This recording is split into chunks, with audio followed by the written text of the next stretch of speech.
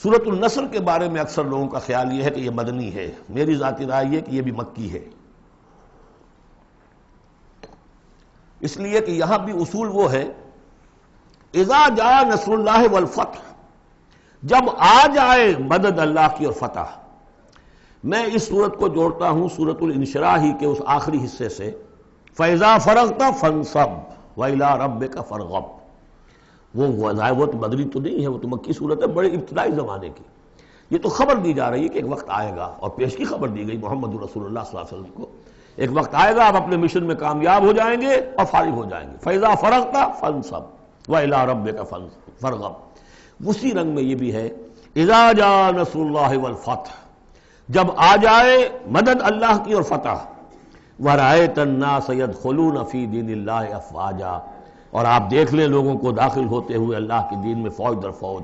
فَسَبِّحْ بِحَمْدِ رَبِّكَ وَاسْتَغْفِرْ، تو پھر اس وقت آپ ہمہ وقت ہمہ تن اپنے رب کے استغفار اور تحمید میں لگ جائیے گا۔ ابھی تو یہ مشقتیں جھیلنی ہیں، ابھی تو یہ رسالت کے فرائض، آگے بڑھ کر جو مدنی دور میں جنگیں آنی ہیں، جو سخت مراحل آنے ہیں، ابھی آپ کو یہ جھیلنے ہوں گے۔ انہ کان توابا، یقیناً اللہ تعالیٰ بہت توبہ کو قبول فرمانے والا ہے۔ ان میں چونکہ قرآن مجید میں جو مختلف مصاحف ہیں اس میں جو چیز لکھا ہوتی ہے اوپر کہ یہ مکی ہے یہ مدنی ہے، تو لوگ سمجھتے ہیں شاید یہ کہ بالکل جو سمجھیے کہ طے شدہ چیزیں ہیں، حالانکہ کم صورتیں قرآن مجید کی جو بڑی بڑی صورتیں ان کے بارے میں تو تیقن کے ساتھ معلوم ہے، لیکن یہ کہ بعض جو چھوٹی صورتیں ان کے بارے میں بہت سے اقوال آپ کو تفسیر کی کتابوں میں مل جائیں گے۔ میں نے جتنی بھی بہرحال تحقیق کی ہے، میرے نزدیک یہ بھی مکی ہے، مدنی نہیں ہے، یہ بھی ایک خبر دی جا رہی ہے جیسے کہ سورہ انشراح میں۔ اس کی وجہ یہ کہ پھر آ رہی ہیں مکی صورتیں۔ بسم اللہ الرحمن الرحیم، تبت یدا ابی لہب وتب، بالکل ابتدائی زمانے کی صورت ہے۔ ٹوٹ گئے ہاتھ ابو لہب کے اور وہ برباد ہو گیا خود۔ واقعہ یہ ہے کہ جب حضور کے اوپر وہ آیت نازل ہوئی جو ہم نے پڑھی ہے سورہ ہجر میں، فاصدع بما تؤمر، پہلے 3 سال تک آپ نے دعوت جو دی ہے وہ لو کی جسے ہم کہیں گے، کبھی بھی آپ کی دعوت انڈر گراؤنڈ نہیں تھی، اس کو تو سمجھ لیجئے، یہ تو لفظ استعمال کرنا ہی غلط ہے، لو کی۔ اور لو کی میں کیا تھا؟ پرسنل تعلق، پی پی کالز، لوگوں سے جن سے بھی تعلقات تھے، انفرادی گفتگو میں آپ اپنی دعوت پیش کر رہے تھے۔ پھر حکم آ گیا فاصدع بما تؤمر، اب ڈنکے کی چوٹ کہیے۔ تو آپ کھڑے ہوئے کوہ صفا پر، آپ نے نعرہ لگایا وا صباحا، یہ وہاں کا دستور تھا، تفصیل سے میں یہ بیان کر چکا ہوں، سارا واقعہ بیان نہیں کر سکتا۔ تو اس وقت لوگ لپک کر آئے اور ابو لہب بھی آیا آپ کا چچا۔ جب حضور نے وہاں اپنی دعوت پیش کی تو اس نے کہا تبا لک لہذا جمعتنا، ہم سمجھے تھے کوئی بڑی اہم بات تم نے بتانی ہوگی تو ہمیں بلایا ہے، ہم پہنچ گئے ہیں اور تم نے ہمیں اس کام کے لیے جمع کیا تھا، تو تمہارے ہاتھ ٹوٹ جائیں۔ معاذ اللہ ثم معاذ اللہ، نقل کفر نہ باشد۔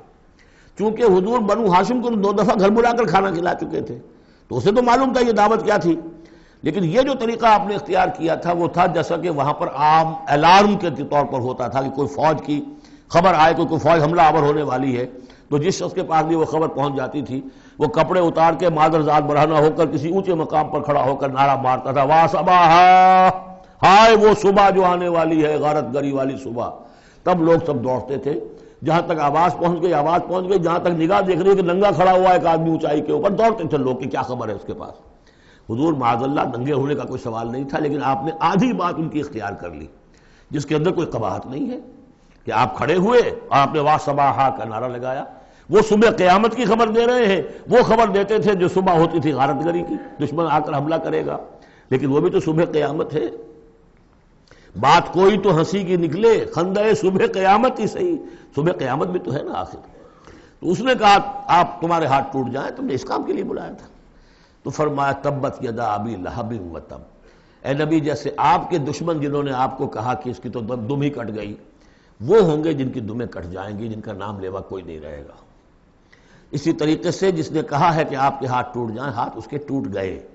یہ تو چند سال کے بعد کی بات ہے، لیکن حقیقت میں عالم غیب میں تو اس کے ہاتھ کٹ چکے ہیں، وہ تب اور وہ برباد ہو چکا ہے۔ ما اغنی عنہ مالہ وما کسب، کچھ کام نہیں آئے گی اس کا، نہ اس کا یہ مال اور نہ وہ کمائی جو اس نے کی ہے ساری عمر اور جمع کیا ہے۔ سیصلی نارا ذات لہب، وہ جھونکا جائے گا آگ میں جو بھڑکتی ہوئی آگ ہے۔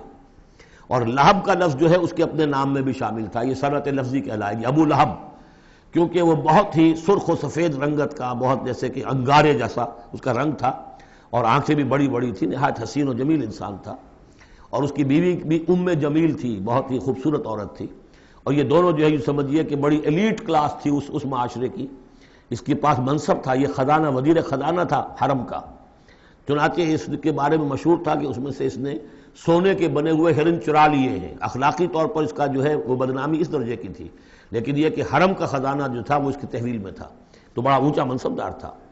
تو اس کے لیے یہ کہا کہ جیسے یہ دہکتا ہوا انگارہ ہے، اس کو رنگ ہم نے دیا ہے، ایسی ہی دہکتی ہوئی آگ میں ہم اس کو جھونکیں گے، وَامْرَأَتُهُ، اور اس کی بیوی کو بھی۔ کیوں؟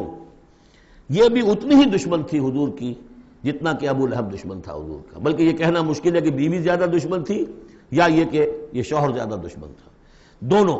اور میں بتا چکا ہوں آپ کو سورہ تحریم میں جو تین مثالیں آئی تھیں، بہترین عورت بدترین مرد کے گھر میں، فرعون کی بیوی آسیہ، بدترین عورتیں بہترین لوگوں کے گھر میں، بیوی حضرت نوح کی اور بیوی حضرت لوط کی، ایک وہ جو نیک سرشت تھی اور نبی کی گود میں پلی، وہ حضرت مریم سلام علیہا، اور یہ بدترین شوہر اور بدترین بیوی۔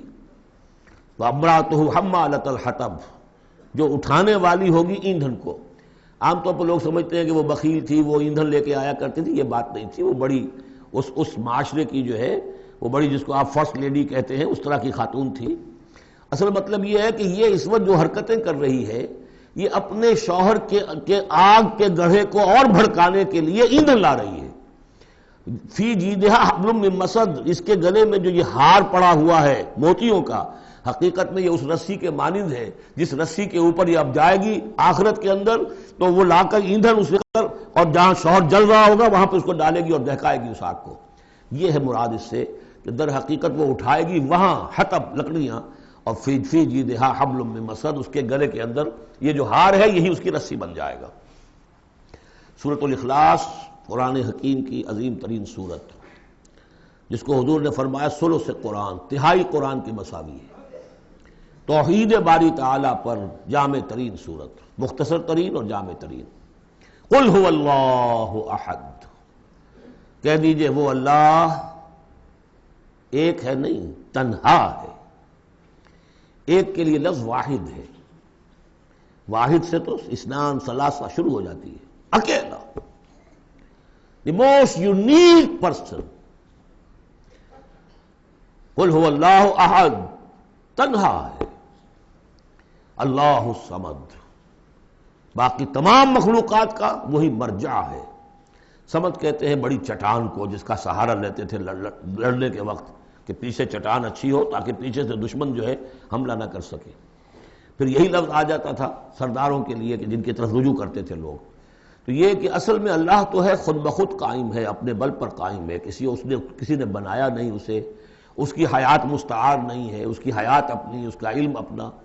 باقی جو بھی کائنات کے اندر مخلوقات ہیں وہ سب اس کی بدولت ہے۔ لا یحیطون بشیء من علمہ الا بما شاء، ان کا وجود بھی اللہ کا عطا کردہ، انہیں حیات بھی مستعار ہے، مانگی ہوئی ہے، عمر دراز مانگ کے لائے تھے 4 دن، اور وہ مانگی ہوئی زندگی ہے، جب چاہے گا لے لے گا ہم سے، ہماری زندگی اپنی تو نہیں ہے، لیکن یہ کہ باقی تمام مخلوقات کو تھامے ہوئے ہے۔ اور یہ وہی ربط و تعلق ہے جو میں نے آپ کو بتایا تھا اسم اعظم، جو الحی القیوم، خود زندہ اور باقی سب کو تھامے ہوئے، کل کائنات اس کی توجہ کی وجہ سے قائم ہے۔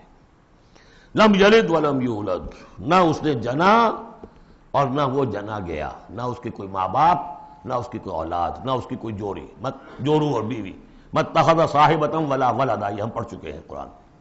اس اعتبار سے نفی ہو گئی کہ کچھ لوگوں نے اس کے لیے بیٹیاں تجویز کر دی، فرشتوں کو خدا کی بیٹیاں بنا دیا، کچھ لوگوں نے جو ہے اس کے لیے بیٹے بنا دیے، حضرت مسیح کو بنا دیا، اور حضرت عزیر علیہ السلام کو بنا دیا یہودیوں نے سب نے نہیں، کچھ ان کی فرقوں نے وغیرہ وغیرہ۔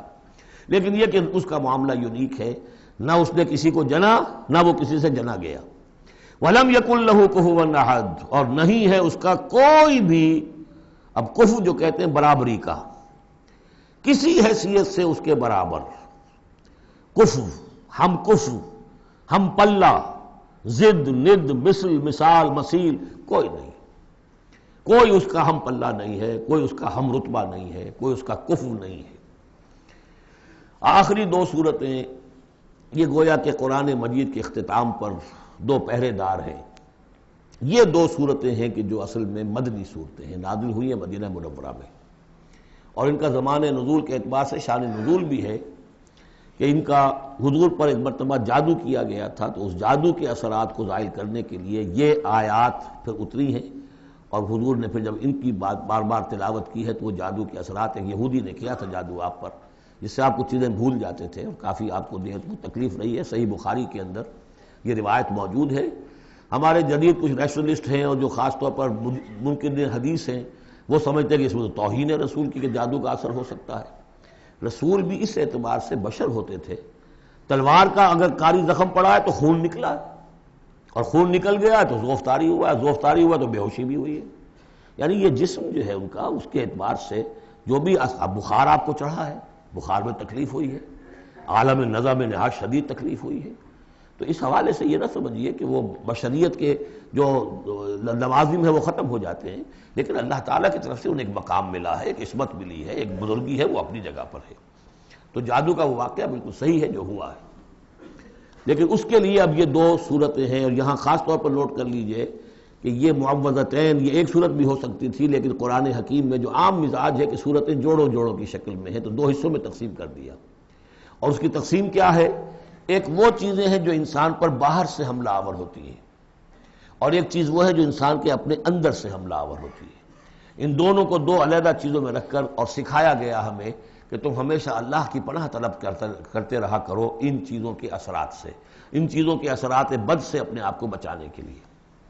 بسم اللہ الرحمن الرحیم، قل اعوذ برب الفلق، کہو کہ میں پناہ میں آ گیا صبح کے رب کی۔ فلق، فلق ویسے تو یہ لفظ ہم پڑھ چکے ہیں سورہ انعام میں، فالق الاصباح، رات کی تاریکی کا پردہ پھٹتا ہے اور سپیدہ سحر نمودار ہوتا ہے، یا گٹھلی، فالق الحب والنوائب، تو وہ جو گٹھلی ہوتی ہے وہ بھی پھٹتی ہے تو اس میں سے دو پتیاں نکلتی ہیں تو درخت بنتا ہے۔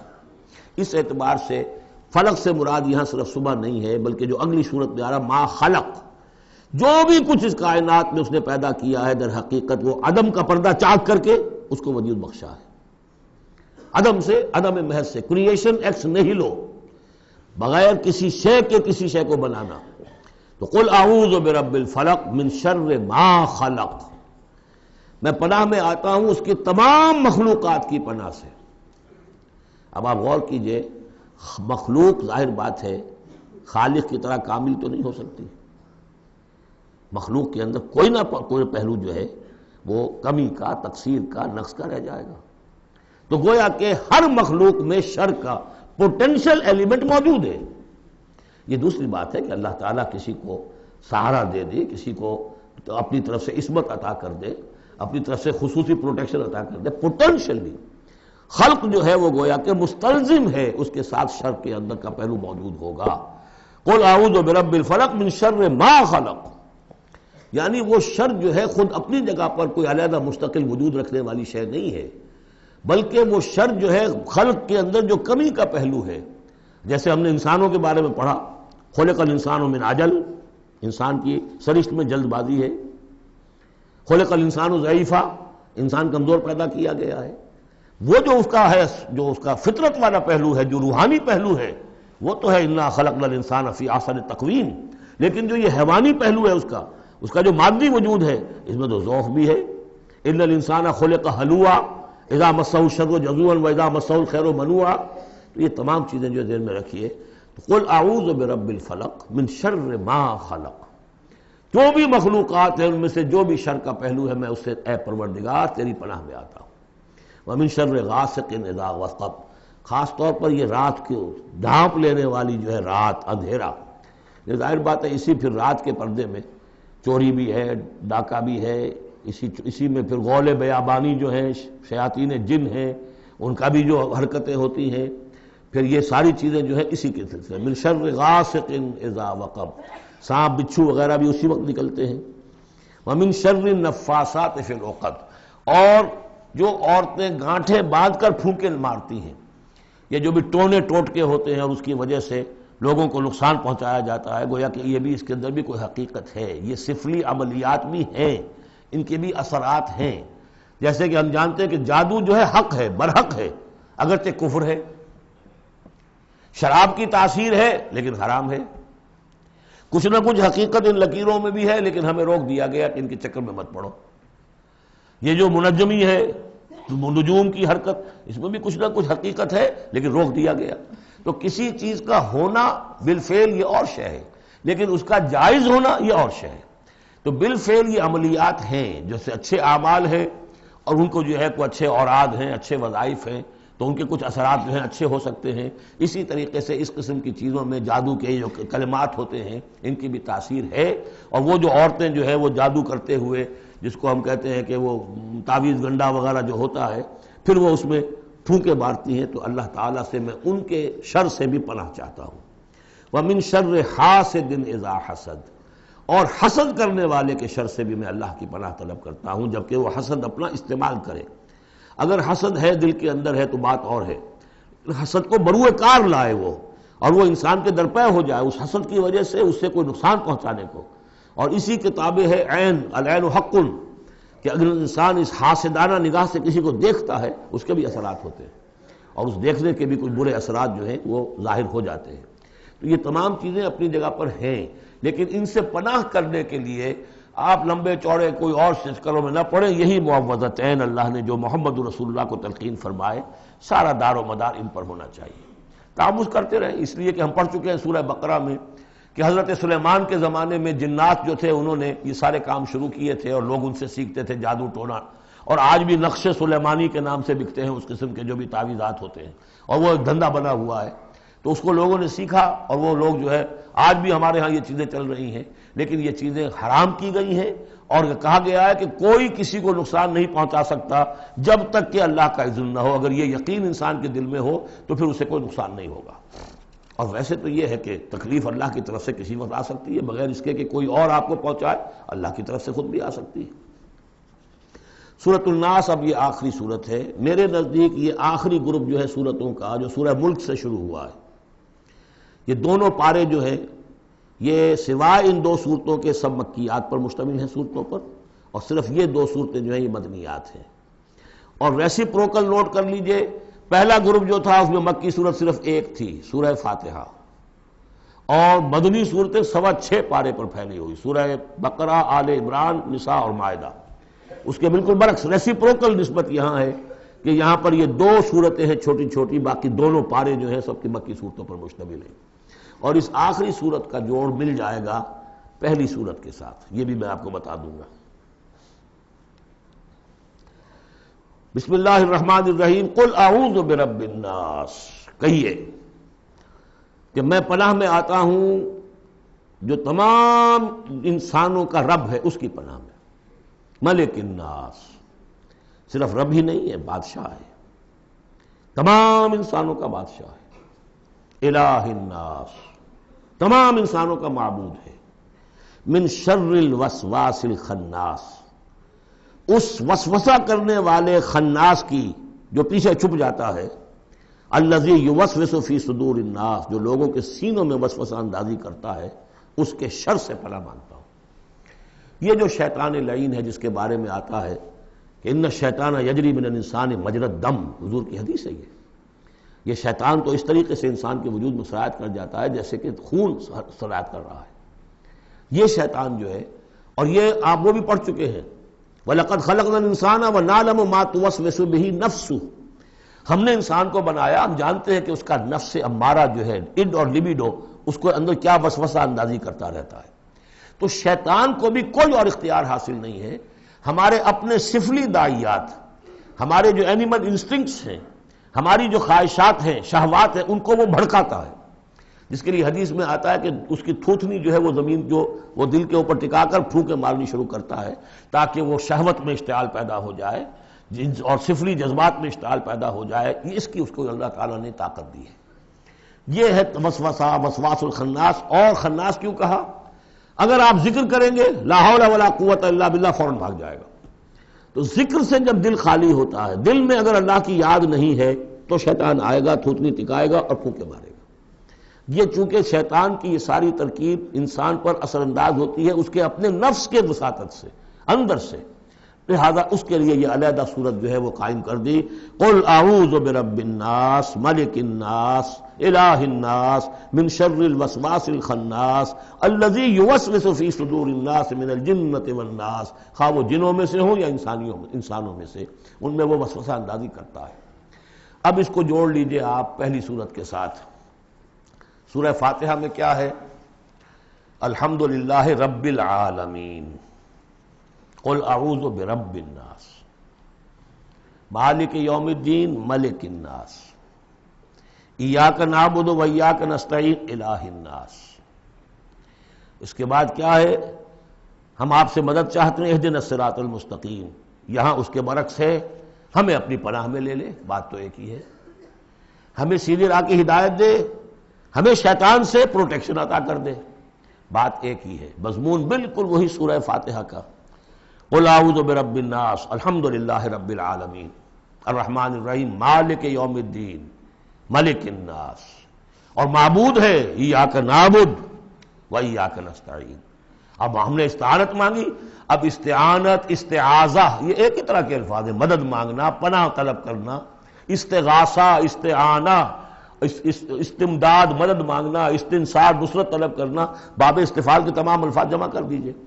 تو عبادت، ہم عبادت کرتے ہیں تیری، ایاک نعبد، لیکن ہمیں استعانت، تیری مدد چاہیے اس کے لیے۔ تو معبود ہے، ہم تیری عبادت کا فیصلہ کرتے ہیں لیکن تیری مدد کے محتاج ہیں۔ اے اللہ، ہم تیری عبادت کا وعدہ کرتے ہیں لیکن تیری طرف سے ہمیں پروٹیکشن چاہیے کہ شیطان کے وسوسوں سے، وسوسہ اندازی سے ہمیں محفوظ کر دے۔ اس طریقے سے یہ سورہ مبارکہ ایک اعتبار سے مثنیٰ بن جاتی ہے سورہ فاتحہ کا، اور گویا کہ قرآن مجید کی آخری صورت اور پہلی صورت کے مابین ایک مشابہت قائم ہو جاتی ہے۔ بارک اللہ لی ولکم فی القرآن العظیم ونفعنی وایاکم بالآیات والذکر الحکیم۔ تشریف رکھیے ابھی دعا ایک تو ابھی ہم پڑھ لیں گے جو دعائے ختم قرآن ہے، میں اس کا ترجمہ آپ کو بتا دینا چاہتا ہوں تاکہ آپ جب وہ دعا سنیں گے تو پھر اس کا ترجمہ بھی آپ کے سامنے رہے۔ تو یہ اور بڑی اہمیت کے ساتھ اس دعا کو سمجھیے۔ اللہم آنس وحشتی فی قبری، اے اللہ میری قبر میں جو وحشت ہوگی تنہائی کی، اس وحشت کو دور کرنے کے لیے مجھے قرآن مجید کا انس عطا کر دے۔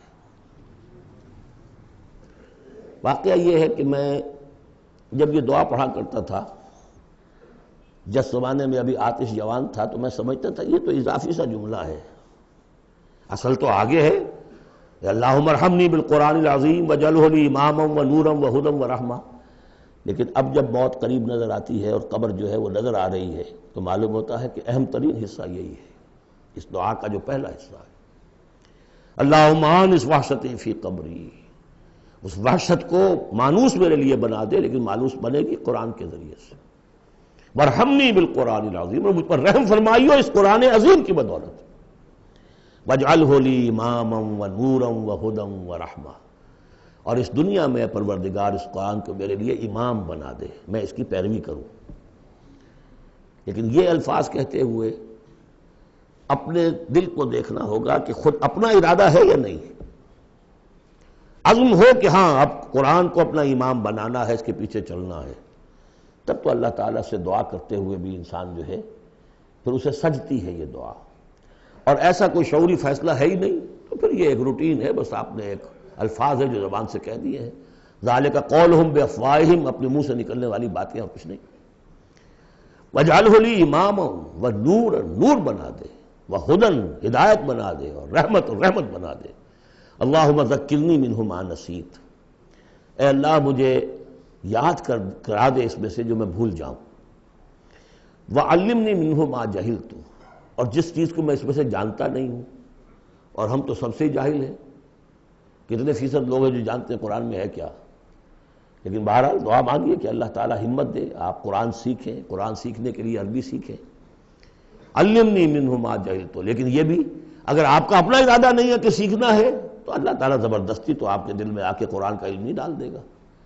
قرآن کا علم تو بڑی قیمتی شے ہے، دنیا کا کوئی فن ہو، کوئی معمولی سا کوئی فن ہے، وہ بھی سیکھنا پڑتا ہے، محنت کرنی پڑتی ہے۔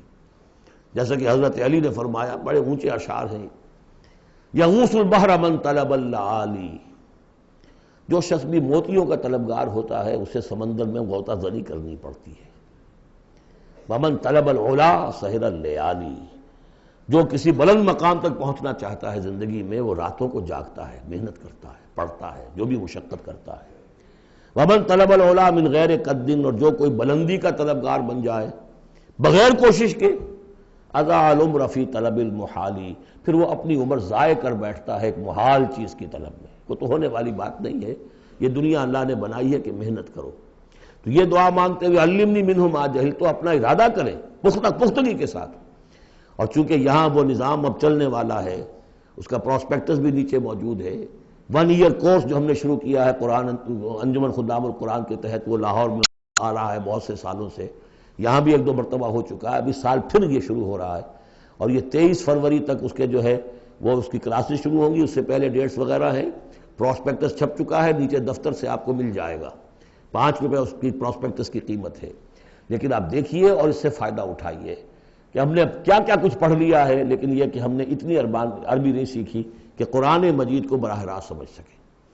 فرمایا وعلمنی منہ ما جہلت وارزقنی تلاوتہ، اور مجھے اے اللہ ہمت دے، نصیب فرمائیے کہ میں اس کو پڑھتا رہا کروں، آنا اللیل و آنا النہار، رات کے اوقات میں بھی اور دن کے اوقات میں بھی، وَاجْعَلْهُ لِي حُجَّةٌ یا رب العالمین، اور اے تمام جہانوں کے پروردگار اس قرآن کو میرے حق میں دلیل بنا، میرے حق میں گواہ بنا، یعنی میرے خلاف نہ کر دیجو، اس لیے کہ حضور نے فرمایا ہے القرآن حجۃ لک او علیک، یہ قرآن یا تو دلیل ہے اور گواہ ہے تمہارے حق میں اور یا تمہارے خلاف۔ اگر قرآن کو پڑھو گے جیسے کہ پڑھنے کا حق ہے، سمجھو گے جیسے سمجھنے کا حق ہے، عمل کرو گے جیسے عمل کرنے کا حق ہے، اور اس کو دنیا تک پہنچاؤ گے جیسے کہ پہنچانے کا حق ہے، تو یہی قرآن تمہارا شافع بن کر کھڑا ہوگا، یہی تمہارے حق میں گواہی دے گا۔ اور جو کچھ ہم کر رہے ہیں اگر وہی ہم کرتے رہیں گے تو یہی قرآن سب سے بڑا ہمارے خلاف جو ہے استغاثہ لے کر آئے گا کہ اللہ یہ بدبخت کہتا تھا کہ یہ میں تیری کتاب ہوں، مجھے پڑھتا نہیں تھا، مانتا تھا میں تیرا کلام ہوں، سمجھتا نہیں تھا، یا سمجھتا بھی تھا عمل نہیں کرتا تھا۔ یہ سب سے بڑی دلیل ہمارے خلاف، القرآن حجۃ لک و علیک۔ اس قرآن حکیم کے ضمن میں ایک خاص دعا جو حضور سے منقول ہے، اس کی 2-3 روایتیں اس کی تھی کہ جن کو پھر میں نے جمع کیا ہے، اور وہ خوبصورت چھاپ بھی دی گئی ہے۔ اب آج یہاں غالباً اویلیبل ہوگی، کہاں آج یہاں کوئی تحفہ بھی آپ کو دیا جائے گا، یہ جو ابھی ہوگا ختم قرآن جب ہم تراویح میں کر لیں گے تو کچھ تحفہ بھی ہے، کوئی ایک کیسٹ ہے، ایک وہ دعا جو میں ابھی آپ کو سناؤں گا وہ بھی بہت خوبصورت طبع شدہ، کہیں لٹکا لیجئے اپنے پاس یا میز کے شیشے کے نیچے رکھ لیجئے، اسے یاد کیجئے۔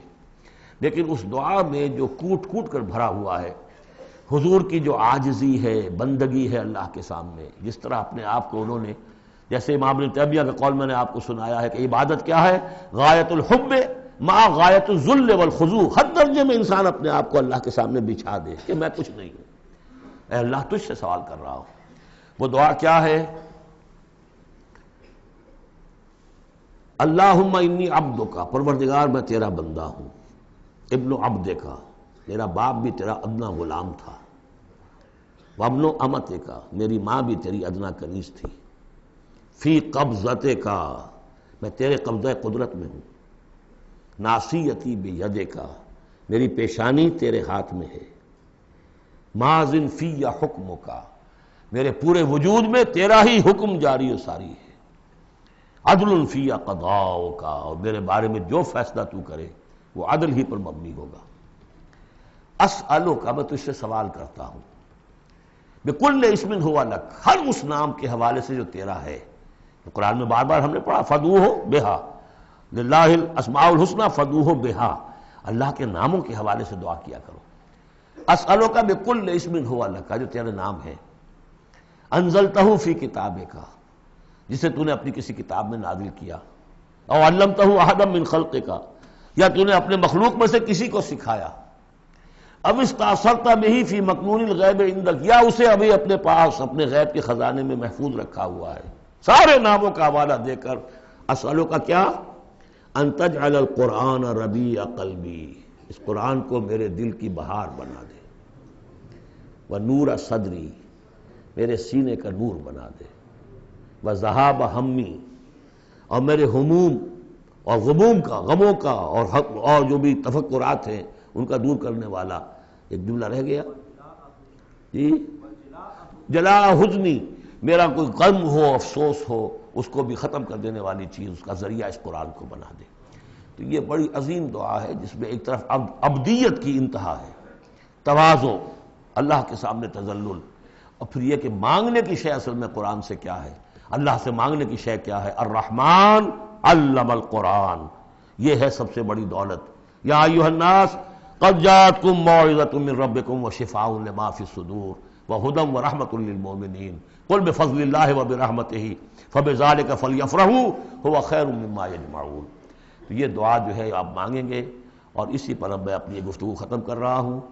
بہرحال جو بھی خدمت میں کر سکا ہوں، 25 دن آج ہو گئے ہیں، اس سے پہلے 3 دن میں یہاں آ چکا تھا، 2 دن میرے لیکچرز ہوئے ہیں یہاں پر تعارف قرآن کے ضمن میں، 25 دن تک یہ معاملہ چلا ہے، روزانہ 4 گھنٹے، آج 2 گھنٹے 2.5 گھنٹے ہو گئے ہیں، ایک روز 5 گھنٹے بھی تھے۔ اللہ تعالیٰ میری اس محنت کو قبول کرے۔ اس دفعہ میں نہیں سمجھتا تھا کہ میں یہ کر سکوں گا، بڑی ڈرتے ڈرتے میں نے اپنے اس خواہش کا اظہار کیا تھا، اللہ سے دعا کی تھی، اس لیے کہ صحت بہت خراب چل رہی تھی، لیکن بہرحال اللہ نے ہمت دی ہے۔ اب جس کو بھی اس سے کوئی خیر پہنچ جائے وہ میرے حق میں بھی دعا کرے۔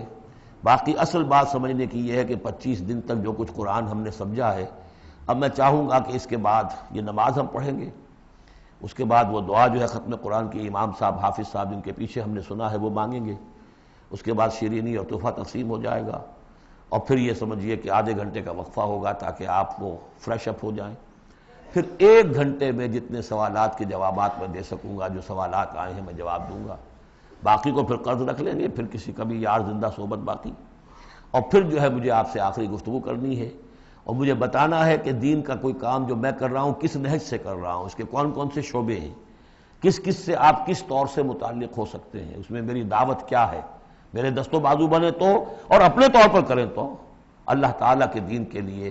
اب یہ سارا کچھ قرآن سننے کے بعد بھی ایسا نہیں ہونا چاہیے کہ ہماری زندگی وہی رہ جائے، اسی رخ پر رہ جائے کہ جو اس رمضان کی آمد سے قبل تھی۔ بارک اللہ لی ولکم فی القرآن العظیم ونفعنی وإیاکم بالآیات والذکر الحکیم۔ الحمدللہ وکفی والصلاة والسلام علی عبادہ الذین اصطفیٰ، خصوصاً علی افضلہم وخاتم النبیین محمد الامین وعلی آلہ وصحبہ اجمعین۔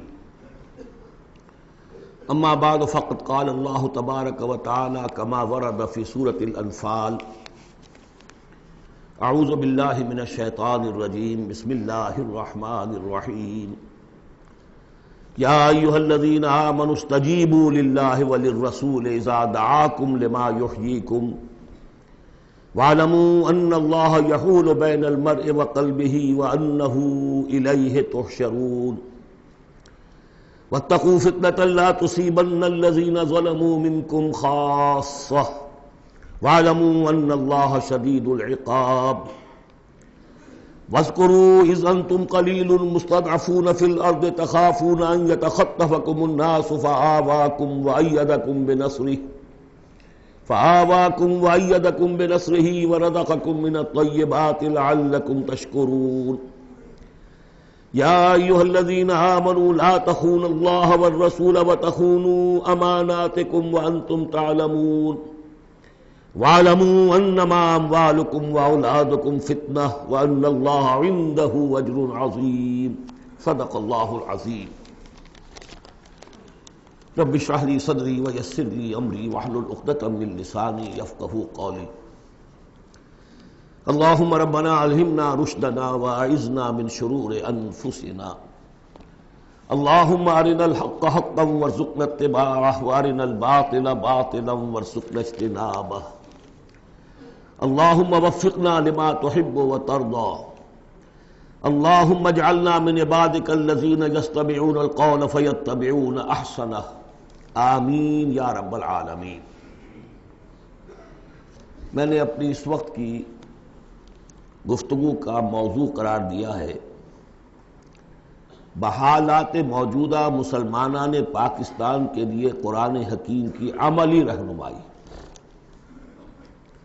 الحمدللہ ہم نے 25 دن قرآن پڑھا، بہت سے حضرات نے پوری پابندی سے شرکت کی ہے، پورے قرآن کے ترجمے سے گزرے ہیں۔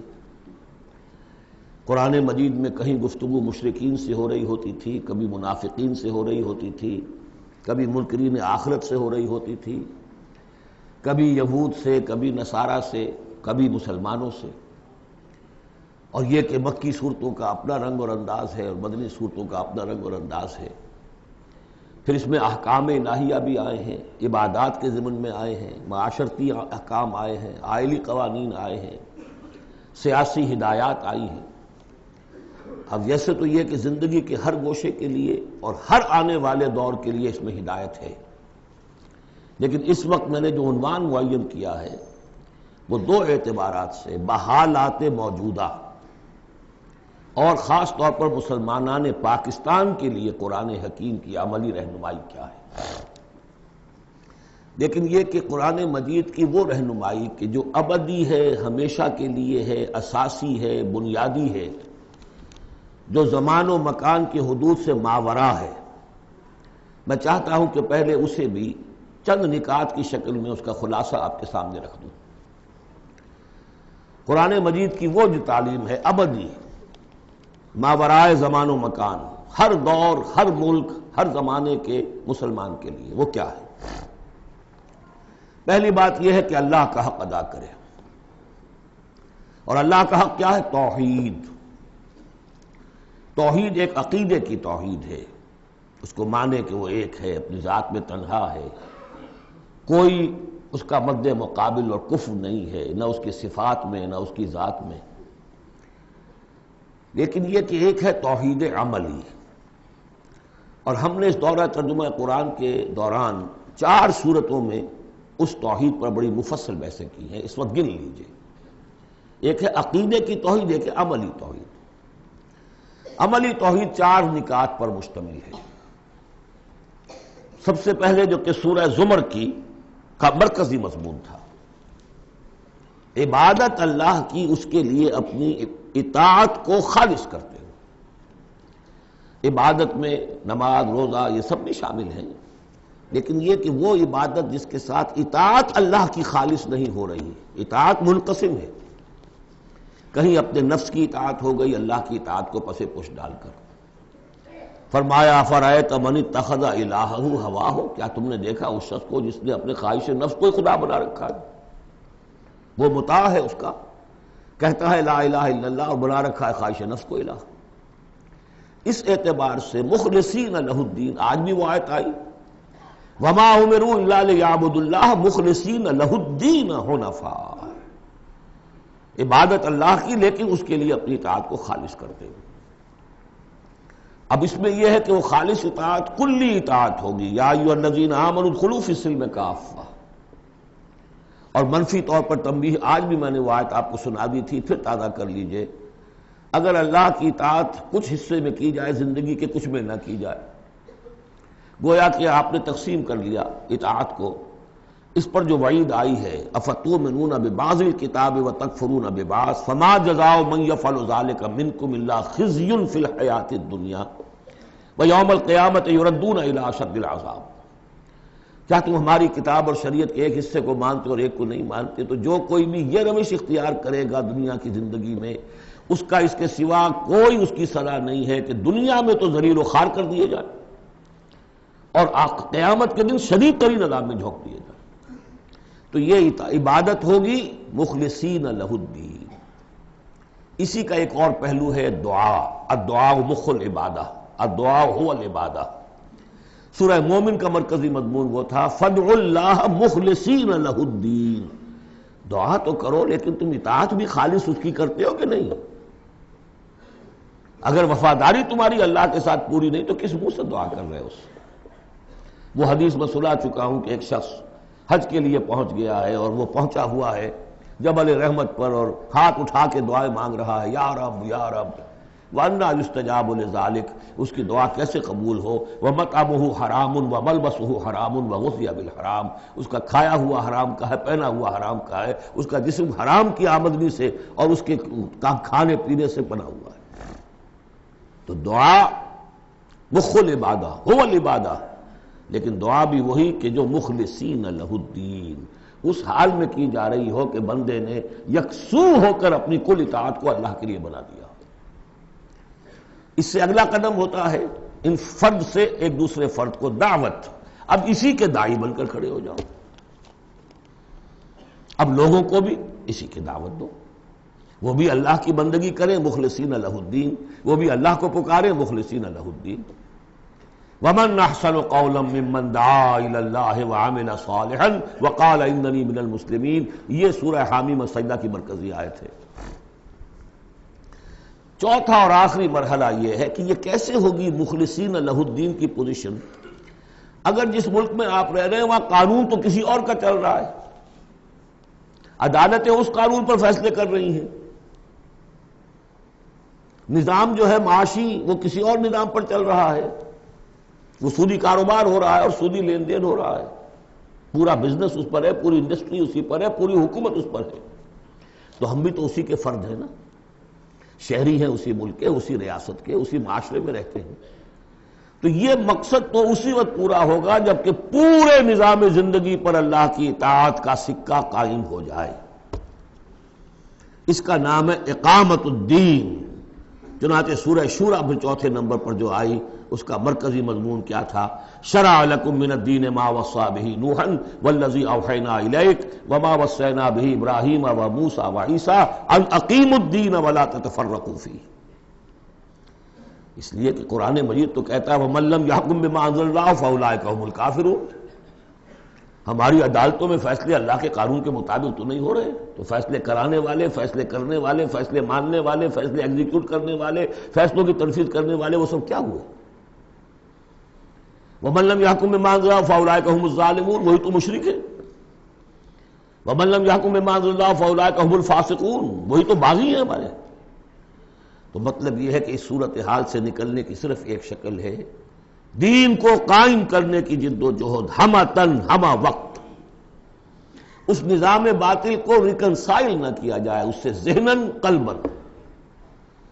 live under it if you have to live it but under protest۔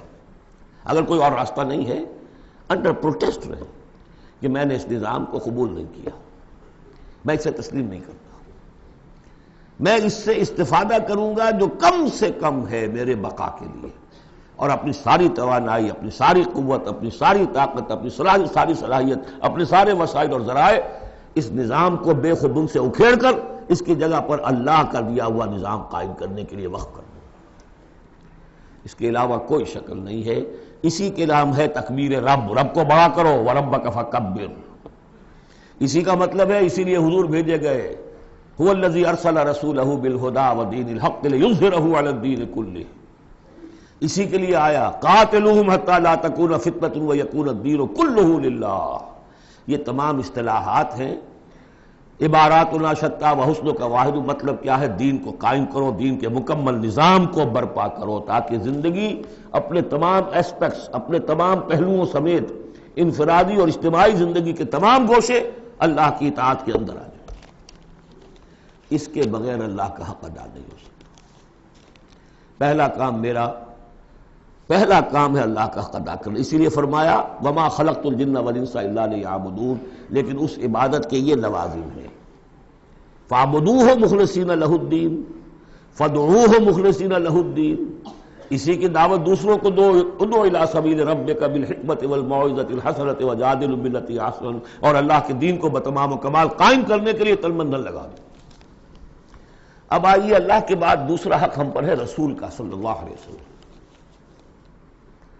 جن کی بدولت ہمیں یہ ہدایت نصیب ہوئی، ہمارے ماں باپ کو ان کے ماں باپ سے ملی، ان کو ان کے ماں باپ سے ملی۔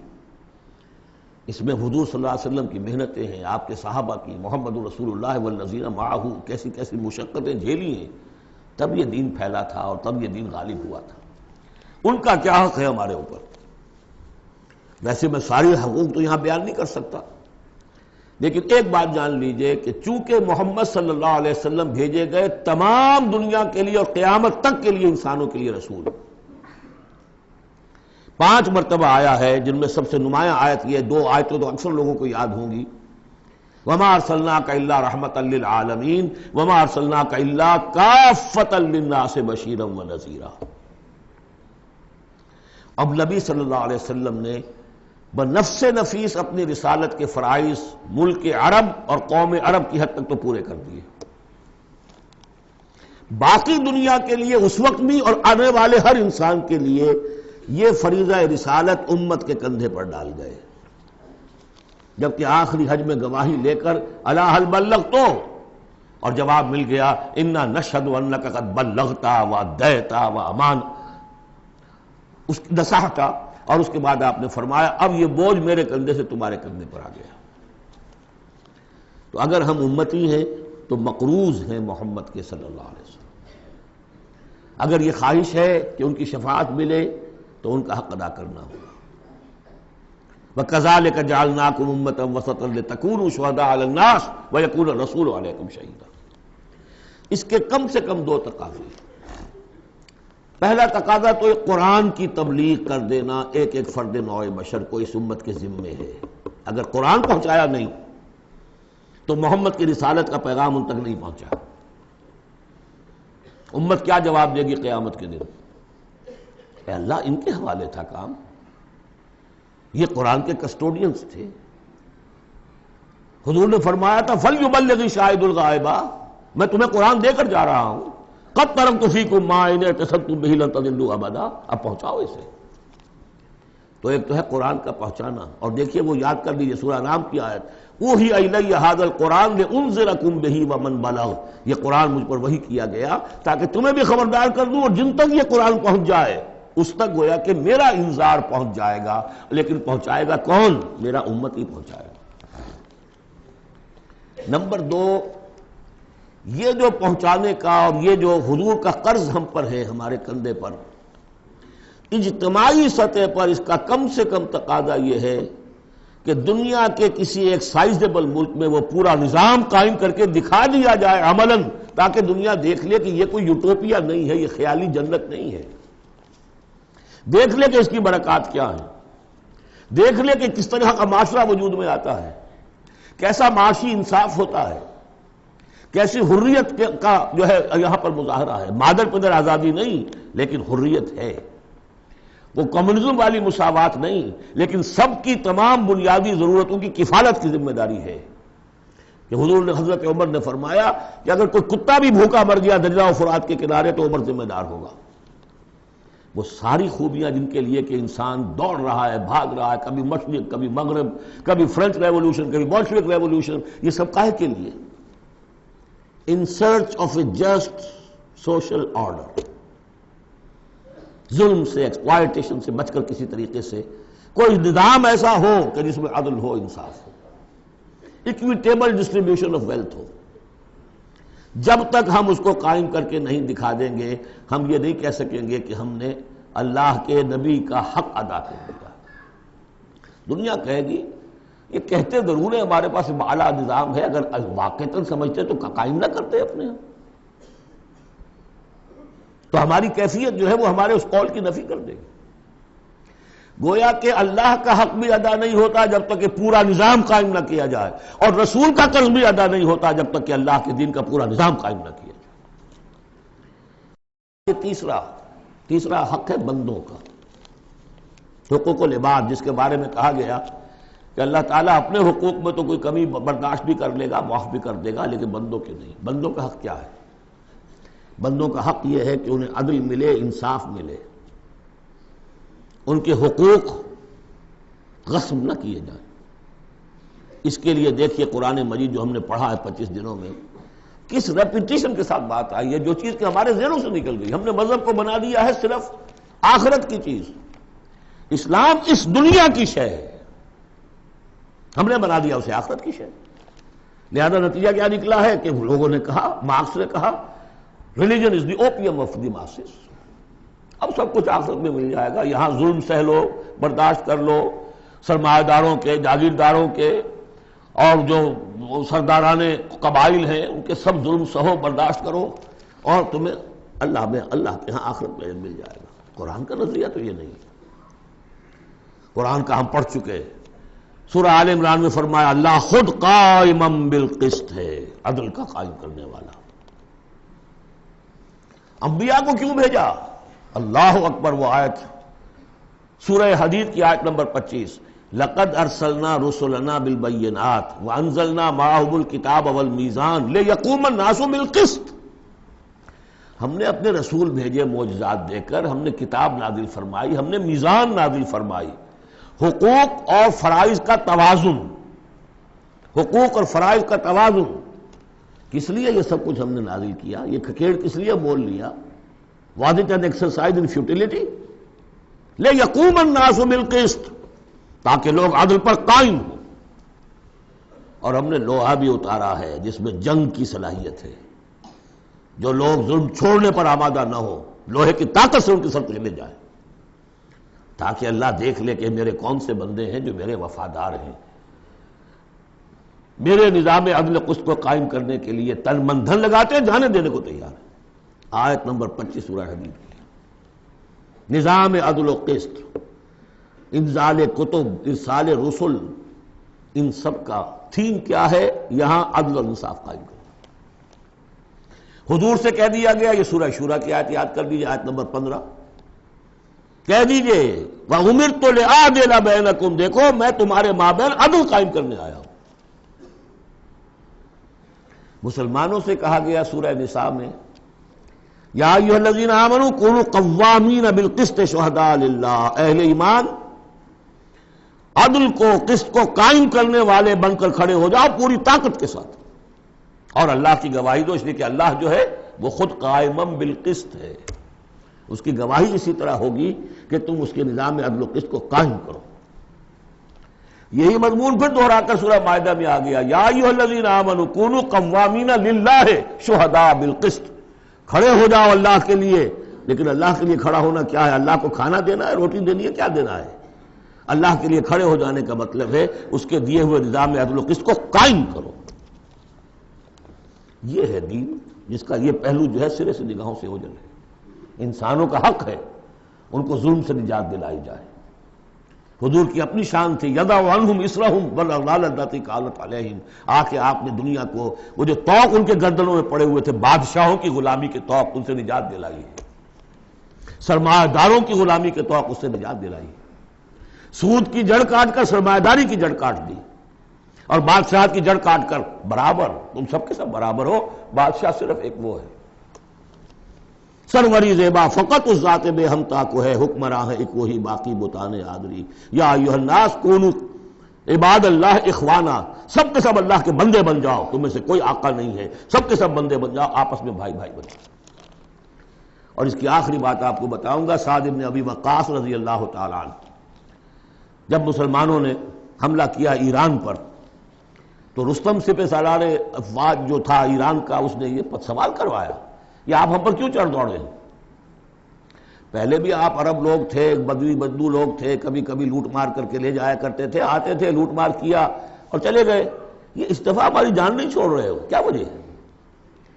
سعد ابن ابی وقاص رضی اللہ تعالیٰ عنہ غالباً رشتے میں حضور کے ماموں لگتے ہیں، اور صحابی اتنے درجے کے ہیں، عشرہ مبشرہ میں سے ہیں، اور ایک ہی صحابی ہے حضور کا جس کے لیے حضور نے کہا ہے کہ تم پر میرے ماں باپ قربان۔